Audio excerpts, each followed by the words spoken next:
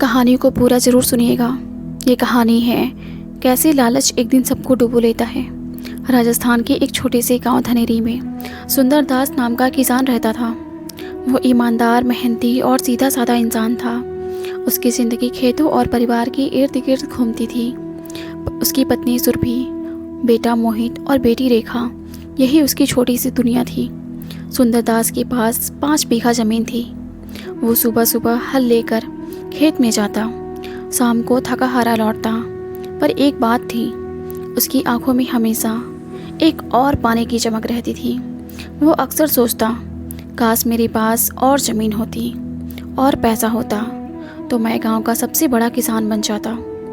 एक दिन गांव में एक व्यापारी आया। उसका नाम सेठ संतोष था। वो शहर से आया था और गांव में ज़मीनें खरीद रहा था। उसने हर किसान से कहा, जो अपनी ज़मीन मुझे देगा उसे मैं दोगुने दाम में पैसे दूंगा।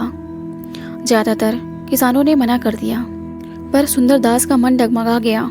सुरभि ने समझाया, सुनो जी, ये लालच अच्छा नहीं। ज़मीन हमारी माँ जैसी है, इसे मत बेचो।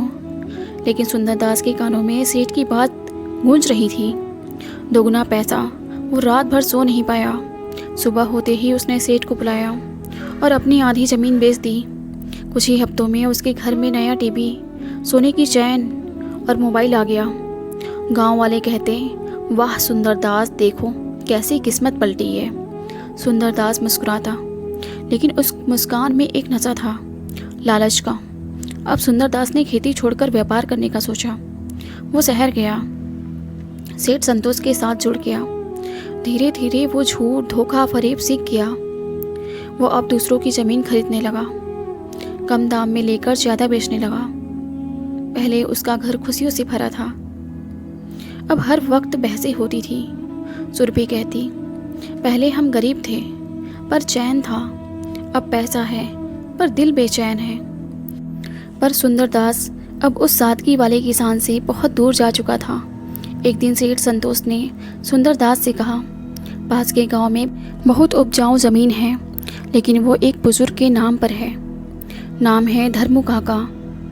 अगर तुम उन्हें मना लो तो हम दोनों करोड़पति बन जाएंगे। सुंदर दास उस गांव गया। धर्मू काका 70 साल के बुजुर्ग थे, जिनकी ज़मीन उनकी जान से प्यारी थी। उन्होंने कहा, बेटा, यह ज़मीन मेरे पिता की निशानी है, मैं इसे किसी कीमत पर नहीं बेचूंगा। सुंदर दास के अंदर लालच अब पागलपन बन चुका था। उसने चाल चली, कुछ छोटे कागज़ बनवाए और ज़मीन अपने नाम करवा ली। जब धर्मू काका को सच्चाई पता चली तो सदमे में ही उनका दिल का दौरा पड़ गया। उनकी मौत की खबर पूरे गांव में फैल गई। लोगों ने सुंदर दास से मुंह मोड़ लिया। सुंदर दास को पहली बार रात में नींद नहीं आई। हर रात उसे धर्मू काका का चेहरा दिखता, आंसू से भरी आंखों से पूछते हुए, मेरी ज़मीन ले ली। सुंदर दास अब क्या मेरी आत्मा भी बेच देगा? कुछ ही महीनों में सरकार ने फर्जी दस्तावेजों का केस खोला। सुंदर दास की सारी संपत्ति जब्त हो गई। सेठ संतोष भाग गया और सुंदर दास अकेला रह गया।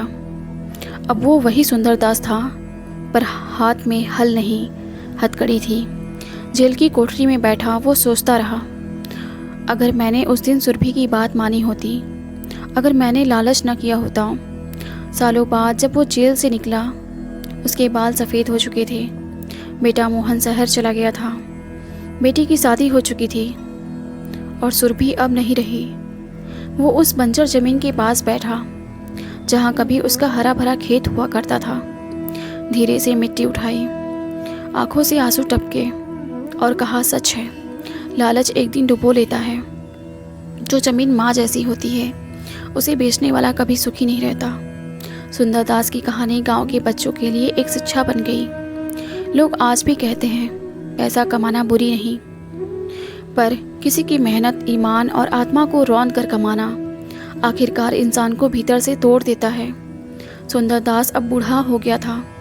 वो गांव के किनारे एक छोटी सी झोपड़ी में अकेला रहता था।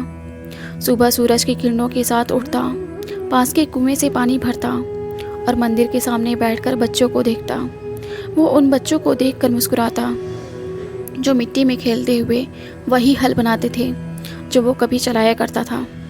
कभी कभी कोई बच्चा पास आकर पूछता, बाबा क्या आप भी किसान थे? वो हल्की मुस्कान के साथ कहता, हाँ बेटा, कभी था, पर फिर मैं अपने खेत को, अपने आप को और अपने भगवान को खो बैठा। लालच में बच्चे उसकी बात नहीं समझ पाते, पर उसकी आंखों में जो दर्द था वो कहानी से ज़्यादा गहरा था। वक्त बदल चुका था। जहाँ पहले मिट्टी की खुशबू थी वहाँ अब बड़े बड़े पक्के घर बन गए थे। लोगों के पास पैसा था, लेकिन रिश्तों में पहले जैसी मिठास नहीं रही। एक दिन गांव का सरपंच आया और बोला, सुंदरदास काका, पंचायत ने तय किया है कि यहाँ स्कूल बनेगा, उसी ज़मीन पर जहाँ कभी आपका खेत था। सुंदरदास की आंखों में आंसू भर आए। उसने कहा, अगर मेरी गलती से किसी का जीवन उजड़ा है तो अब उसी जगह बच्चों के सपने खिलेंगे। इससे बड़ी खुशी क्या होगी। वो रोज़ स्कूल के निर्माण को देखने जाता, बच्चों को आशीर्वाद देता। उसके भीतर की अपराध बोध अब सेवा और पश्चाताप में बदल चुकी थी। एक सुबह ठंडी थी। सुंदरदास ने अपने बिस्तर के पास एक पुराना कपड़ा निकाला। उसमें कुछ सिक्के और मिट्टी बंधी थी। वो उसी ज़मीन की मिट्टी थी जो उसने लालच में बेची थी। वो मिट्टी अपने सीने से लगाकर बोला, माँ, मैं लौट आया हूँ, माफ़ कर दो। उस दिन गांव के लोगों ने देखा सुंदरदास मंदिर के बाहर चबूतरे पर शांत बैठा था। चेहरे पर मुस्कान थी और हाथों में मिट्टी, जैसे उसने आखिरकार अपनी आत्मा वापस पा ली हो। गांव के बच्चों ने उसकी याद में स्कूल का नाम रखा, ईमान पाठशाला सुंदरदास स्मृति विद्यालय।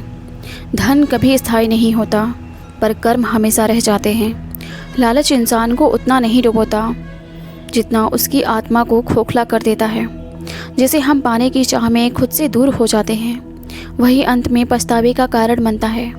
सुंदरदास की कहानी गांव से निकलकर शहरों तक फैल गई। लोग अपने बच्चों को उसकी कहानी सुनाते हुए कहते, देखो बेटा, यही होता है जब इंसान अपने दिल की सच्चाई छोड़ देता है। मेहनत करो, ईमान से जियो, क्योंकि लालच हमेशा डुबो लेता है। ये कहानी आपको कैसी लगी कमेंट में ज़रूर बताइए और हमारी कहानी को सब्सक्राइब करिए।